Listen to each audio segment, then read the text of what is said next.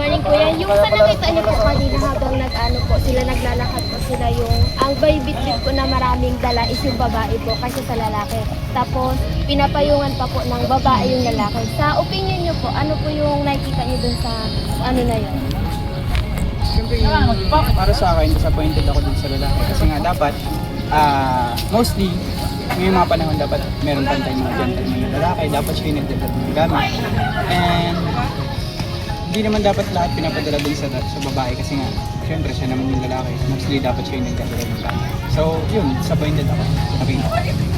So, kung ano po, kung kayo po yung tatanungin, ano po yung mga dapat na pinanggagawa po talaga ng mga lalaki sa panahon ngayon po? Siyempre, yung mga panahon, mas okay pa rin yung lalaki yung pinapalaman. Nagdadala ng gamit ng babae. Siya yung, kumbaga, siya yung tumutulong dun sa babae na sa mga gawain, sa mga magdala ng mga gamit. Sa mga simpleng gawain lang. Mga simpleng pagdala lang ng gamit. Ano yun eh, masyadong, kumbaga, magana yun para sa babae na maging gentleman yung kanya. Salamat po kuya. Good morning po. So, gusto lang po namin hingiin yung opinion niyo po regarding po doon sa nakita niyo po na kung saan yung babae po yung nagbibitbit na mga gamit po tsaka pumapayong po sa lalaki. Ano po masasabi niyo about that? For me po, nakadepende din po sa babae. Yung ganun po kung mismo yung sa babae ko kaya niya nang pubit-bitin ng gamit. Or kung sa lalaki naman po, kung siya po yung mag-initiative na magdala ng gamit ng babae. Sa tingin niyo po ba unfair po ba yun na yung babae yung nagkabitbit or normal po ba yun or ano pong sa tingin niyo yung ano pong opinion For me niyo? naman po, para sa akin, normal lang din naman po yun. Kasi kung gamit mo rin naman po mismo yung bit-bit mo, bakit magpaiba-bit-bit sa lalaki kung kaya mo na bit-bit? If kung maano din yun, kung magaan lang din naman yung gamit mo, bakit magpaiba-bit-bit? Pero nakadepende na po sa isang lalaki or sa isang babae.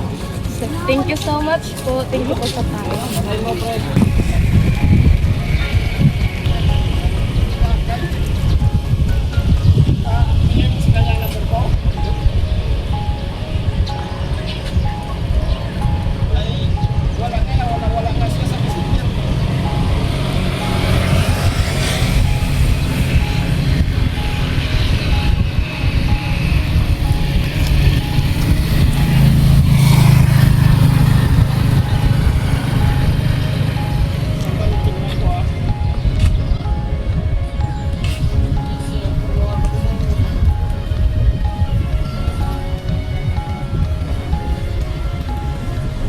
Kuya, magandang umaga po.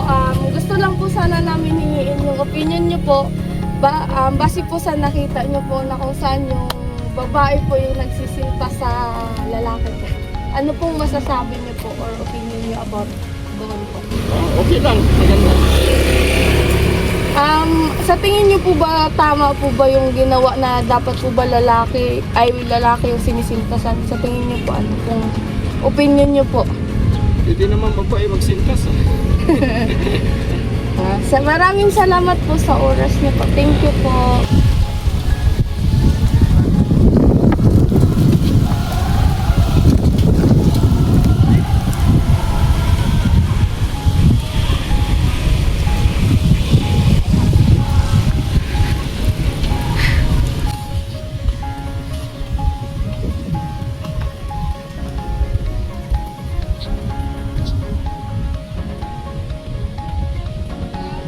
Good morning po. Ano po yung sa nakita niyo po kanina sitwasyon po, yung babae po yung nagsinta sa sapatos ng lalaki. Sa opinion niyo po, okay lang po ba yun sa inyo yung ganong sitwasyon po? Oo, okay lang naman yun kasi kung babasyan mo naman sa kanila, kung mahal na nila yung isa, pwede naman silang yung tough as love naman. Yung okay naman yun kasi mas maganda naman yung pinag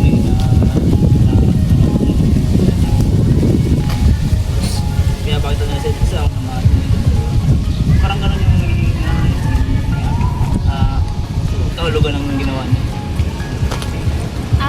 How about naman po para sa isang babae po, ano po yung masasabi niyo po na yung babae po yung nagsisintas po ng sapatos para sa lalaki?